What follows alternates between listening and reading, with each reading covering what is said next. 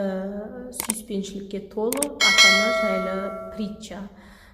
Бұрында ата-ана болған, балаларын қатты жақсы көретін ата-ана болған, себебі балаларының болашағы үшін қатты алаңдап, қорқатын болған, және балалары үшін алаңдап, олардың болашақ өмірінде ешқандай қиындық олардың өміріне көлеңке түсірмеу үшін ата-ана барлық жағдайды жасаған. Ақыр соңында балалары ол жағдайға лайықсыз болып өседі, лайықсыз адамдар болып өседі. Сүйіспеншілікке толы ата-ана үміті үзіліп, өмірден сұрайды, неге бұлай болды деп. Сол кезде өмір айтады, сен маған оларды өсіруге мүмкіншілік бермедің ғой дейді.